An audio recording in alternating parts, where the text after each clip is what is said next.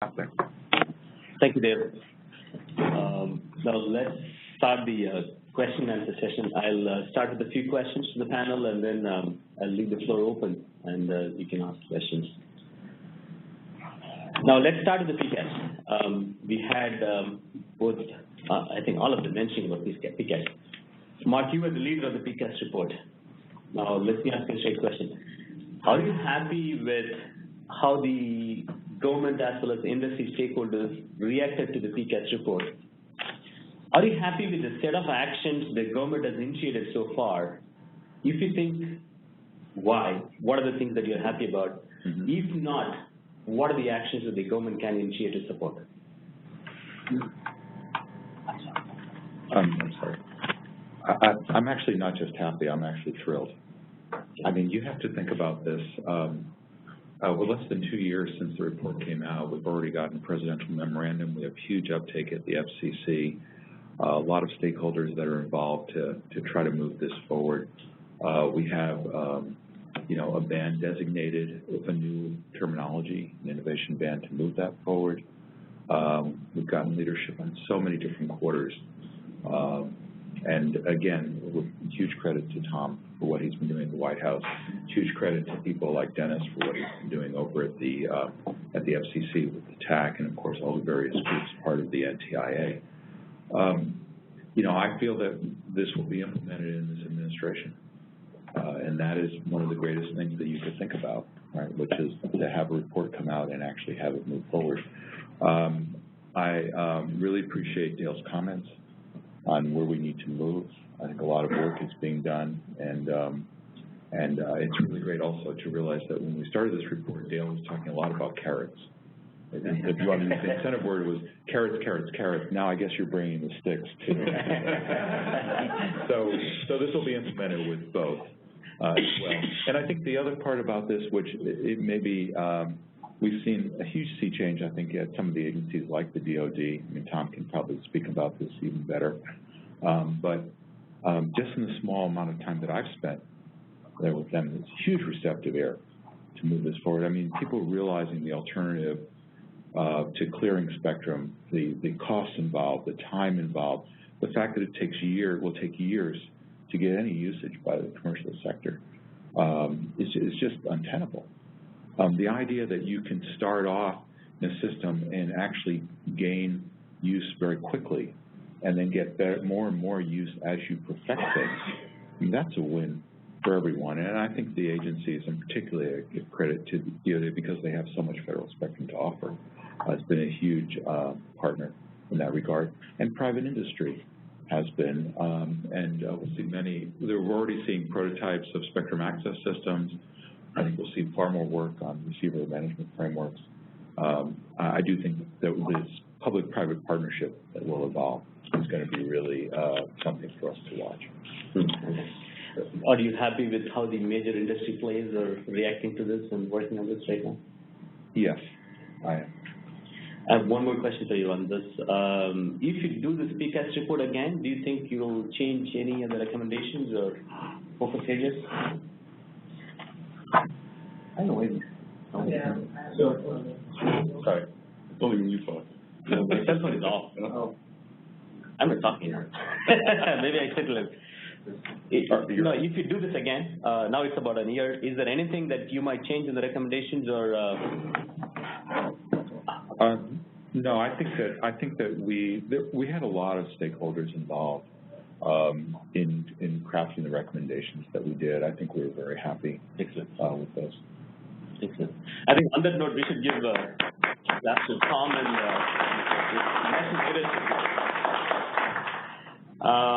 Dale, what is your take? You've been in this business for close to 50 years. What is the think tank perspectives on the PCAS, and what do you think the government work? How do you think about it? Well,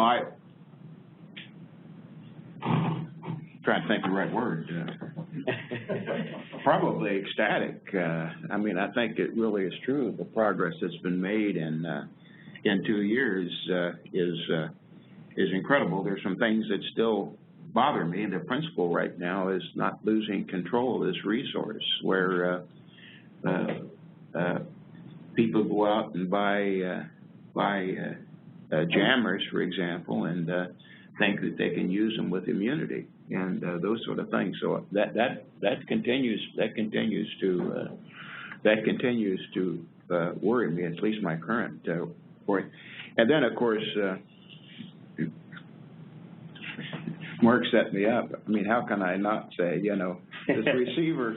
I mean, we just cannot afford to let people, I'm not picking on anybody, get a 10 megahertz assignment and then claim they have to have protection of 100 megahertz on either side because they got crappy receivers. I mean, that is just, we can't afford that any longer. We just really cannot afford that.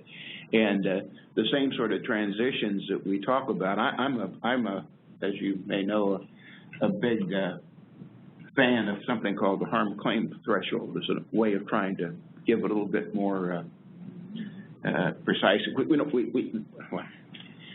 The challenge we've always had is how do you define harmful interference? I mean, nobody's been able to do it successfully because I think it's an impossible problem.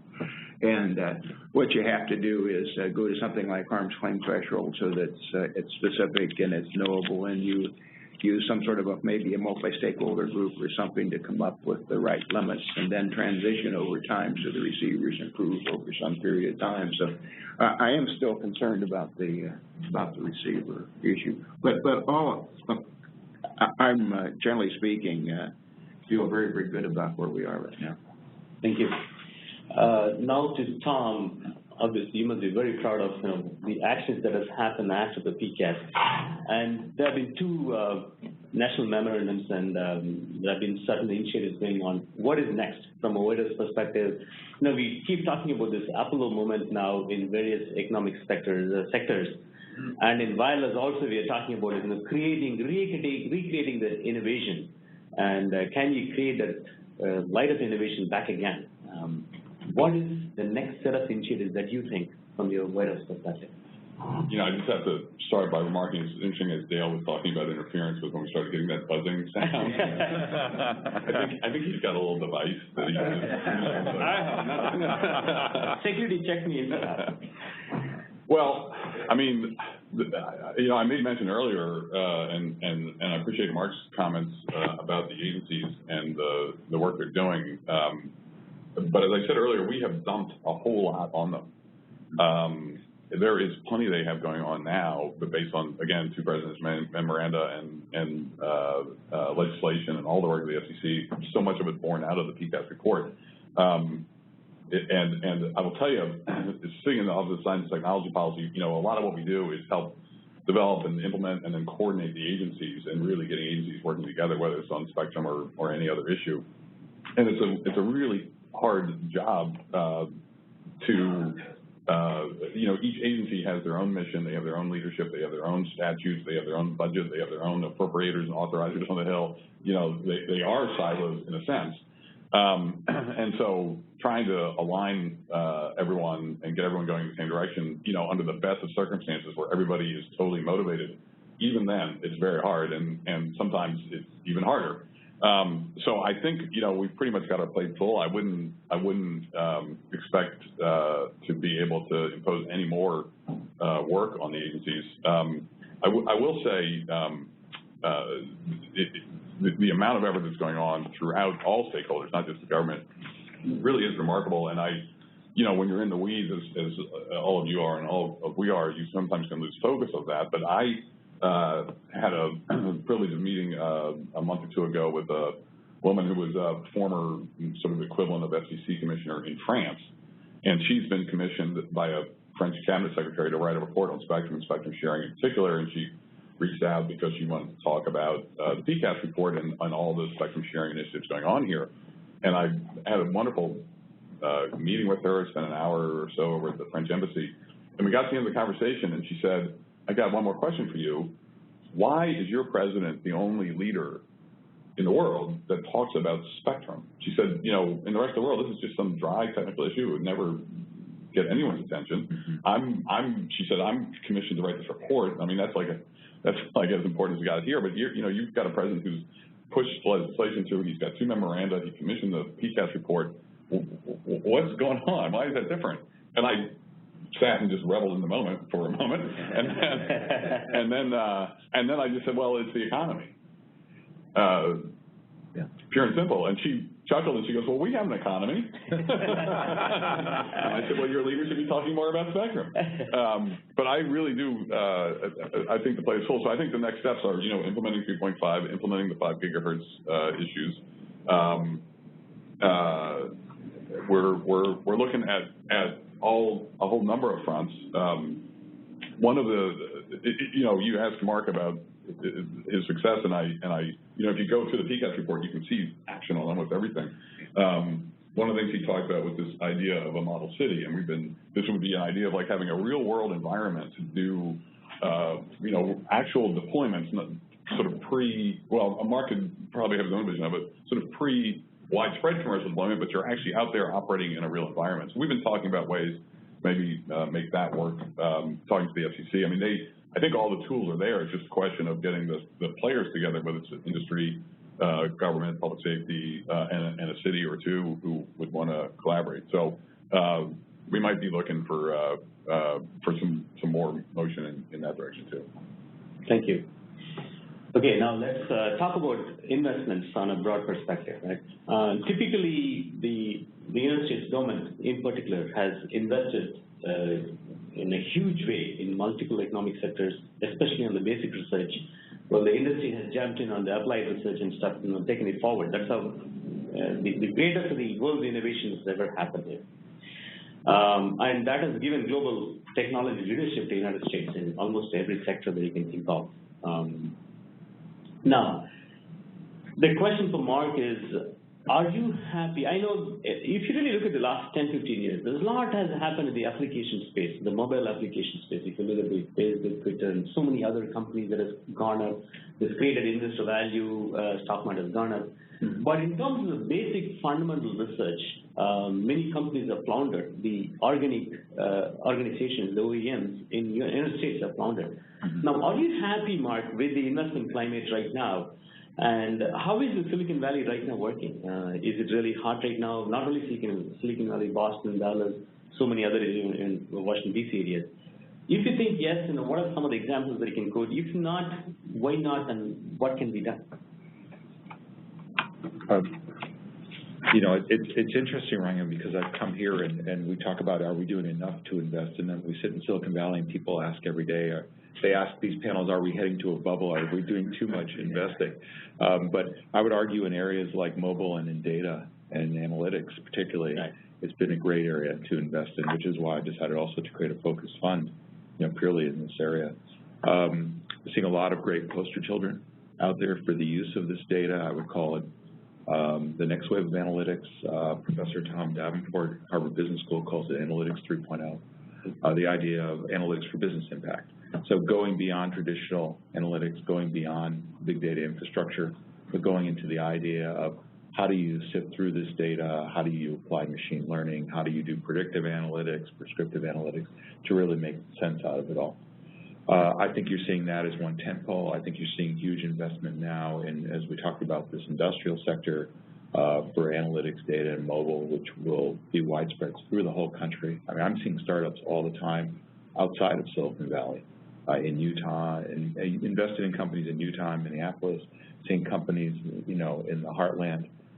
Talked to a company recently in Milwaukee, talking to companies in places like Pittsburgh and Detroit. I mean, there's a renaissance of this area now for young startups. So I think this will be a great area for investment. And I think you'll see investments by some of the larger innovative companies. I know we have people here from Google who are obviously investing strongly in this area, and larger companies are investing in this area as well. I do think that one of the areas that we haven't had a lot of investment clearly in the private sector has been the areas around spectrum. But that's because that's been a scarce commodity controlled by, in a different way. And our whole vision was that if we could make that abundant, if we could take that and make it like Wi-Fi is, like the 2.4 is, we'll get huge investment of startups that sit on top of that as well. And I believe that will be the next renaissance after we can start to implement some of these innovation band ideas. Excellent. Dale, what is your thought on this? Ready? Dale, what is your thoughts on this, the investment climate and? Oh, boy, that's sort of well outside my wheelhouse, as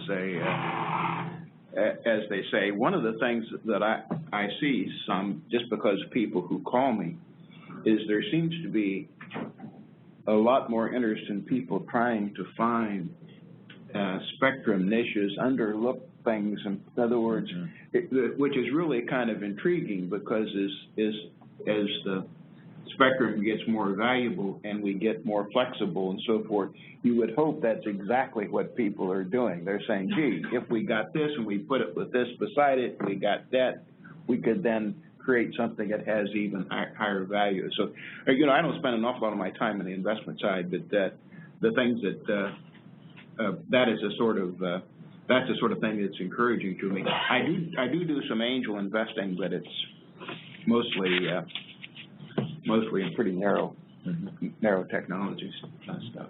In this area, though, much as I can. Right. I know we're getting close on time. Let's give it to the audience.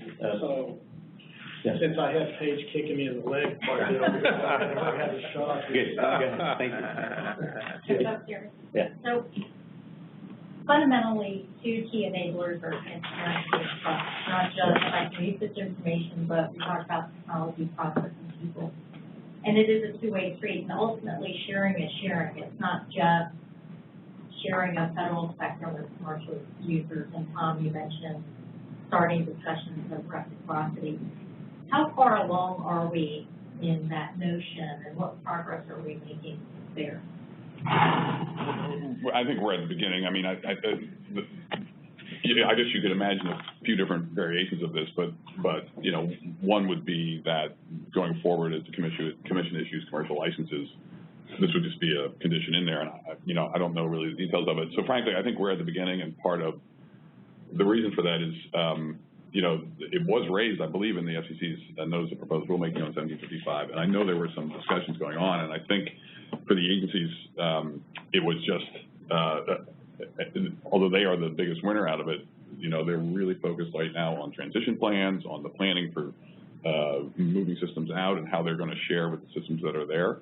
And I think it was just, you know, we want to get there, but I think it was just the burden of trying to solve enough that was on their plate. So we're at the beginning of stages, but I do think it is inevitable. And the trust issue is really one way to think about it, but it is the flip side of enforcement, because folks have to be certain. And so, when you're a federal agency and you've got some really vital mission that you have to execute, I mean, that is your job. And so, you sort of know how you want to design your system, and then you build protections around that. And if DOD does that, and DOJ does that, and DHS does that, and FAA does that, and this goes back to, what the PCAS was talking about was, okay, that's great and makes sense, but does that mean that, in fact, there are some opportunities? And if we do get smarter and develop trust and enforcement and new technology, is there some availability there? We can shrink, essentially, the footprint of the feds and make more available on the commercial side. And vice versa. It's a little simpler doing it the other way, because you just sort of look to see where they've built out, right? Because of if a commercial carrier has a license, you can tell a lot more easily what's available for sharing. So it's easier to do it in that direction. It's just we're at the beginning stages, I'd say. Thank you. Anyone else? Can you raise your hands?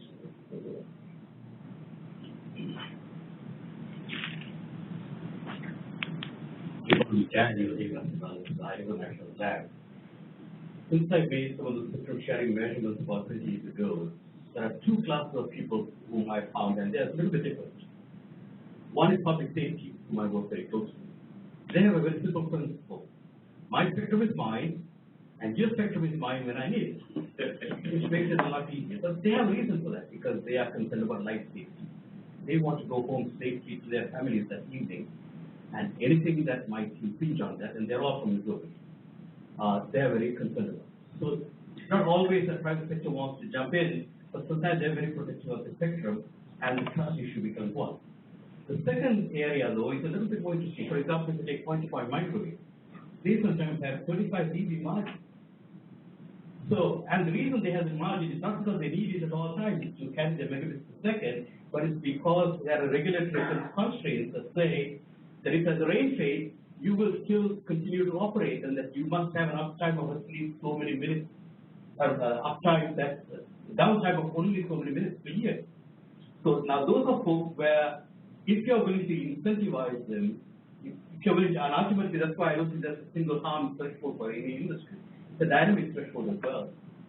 Then there might be actually ways of doing it, and they wouldn't mind some money for all that additional margin that they must there where somebody else uses it and taking its money out. So I think it's a different clientele, and I think if they can be each approached sensitively with respect for why they want it the way they do, then I think we do have an opportunity to do it. Thank you. Any other questions? I think I'll just say, it wasn't a question, it wasn't. It's a comment, I thought, right? Yeah, comment. Yeah, please go ahead.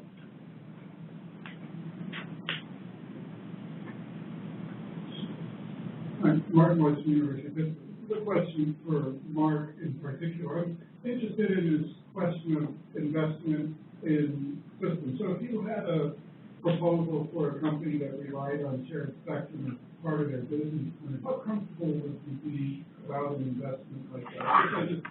I'm looking at a sort of a gut rubber on the road type of a reaction. Well, I mean, it's a broad question to talk about it in general, idea of shared spectrum, but I'm happy to, if you have a startup or know some folks that are, I'd be thrilled to talk with them to see what they're doing. But I do think the whole area, the whole cross intersection of mobile data, we talked about that, is just the huge uptake area that's going to be going forward. And so you have to, the answer to your question is more, what is the infrastructure that's done by the big players? What is the middle levels and the applications that are done by the startups? And that's really the idea to ferret out. And so what I would look at is, what's their positioning in the market, and also what kind of leverage they can have, what kind of partners can they have to move that forward? Are these partners that are going to help them move forward, or are these partners that are going to hinder them to move forward? If they're the ones that will help them and they can get a huge wave underneath, then there's probably a great investment thesis there. Yeah. Hi, I'm Stan Causey. I'm with the Drug Enforcement Administration, but we've been talking to industry, and as technology's branched out now, there's more, and looks like in the future, a lot more machine-to-machine type wireless devices that are going to proliferate. Is anybody doing any basic research to understand how that's going to change the noise floor in general given areas, especially in the urban densities? Because that's going to change design dynamics and everything after that. Does you want to take this? Go ahead. Here again, I've had hot buttons over the years, and that's one. We don't know near as much as we should know about the background increase in noise. Now, some we know actually is going down, like ignition noise, automobile ignition noise, I think has actually trended down.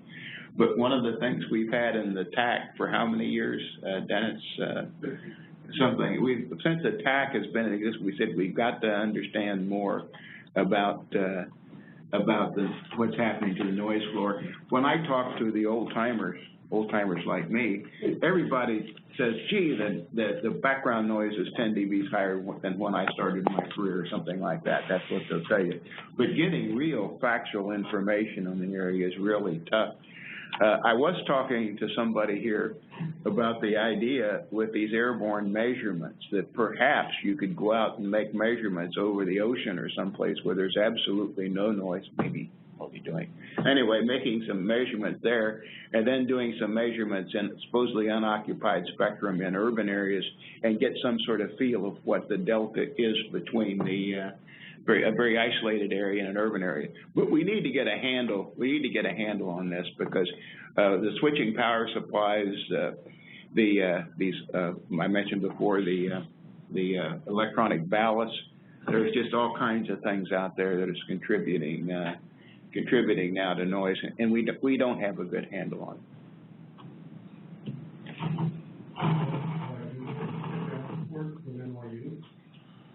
Spectrum sharing is very promising. There's a lot of good work happening, but I wanted to ask the panelists what their thoughts are about a new spectrum band that's been shown to be viable, and that is the millimeter wave spectrum, especially for small cells, where there's tremendous international interest. And work over the last few years has shown you can get gigahertz bandwidths, channel chunks that are so much bigger than the 50 megahertz chunks we're talking about today, where you can really unleash not only spectrum, but capacity to keep up with the pending demand. The U.S. has always led the way with the ISM band and the permitting spread spectrum. Where is policy and where is the U.S. going to be looking for the millimeter wave bands where we see China and Korea starting to make big investments? Tom, do you want to take this question? You know, I told Dale I was going to meet him at the reception later because this is one of the three things I need to ask him about. I am not the guy to ask on the technical, capabilities. I hear lots of excitement just as you're describing. I will tell you, I don't think there's a rulemaking about to come out of the FCC or any great policy shift within the administration anytime soon, but it's something we need to keep our eye on. But I will confess I'm not in a position to give you much of a detailed description of what the options are. But my professor might be able to. I'm not sure I can say very much, but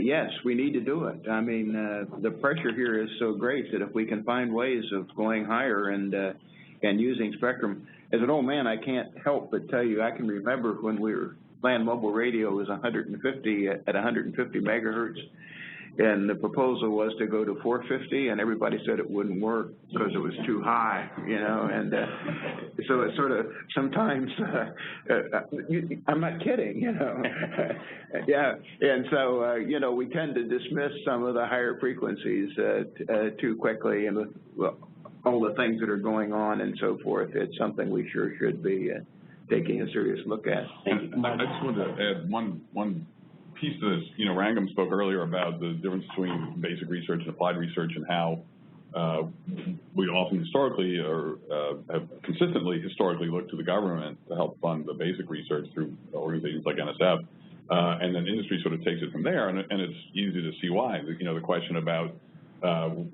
what is your investment strategy when it comes to shared spectrum? Once an investor or a company can actually see a return on investment and a business model, the money starts flowing. Before that, when the investment is likely to create great social good, but it's unclear how or who is going to get it, we kind of look to the government to fund that because that's what the government does, is look out for everybody. In the present budget environment, it's really tough, and we're basically in a scenario where if anybody wants to propose funding for anything, you got to show how you're going to pay for it by cutting somewhere else. And now, one exception to that is if we fund spectrum auctions, because the auctions generate the revenue themselves. So you don't have to find some other way to pay for that. That's what pays the agencies to relocate out of their bands or to prepare to share the bands, is the auction proceeds.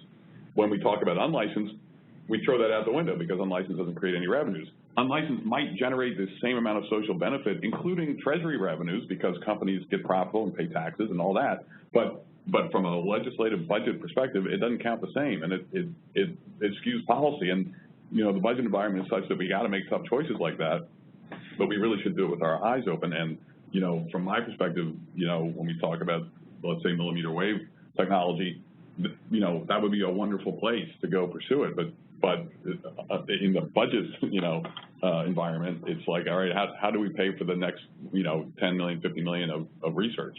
It's got to come from somewhere else. Is kind of the environment we're in, which makes it tough.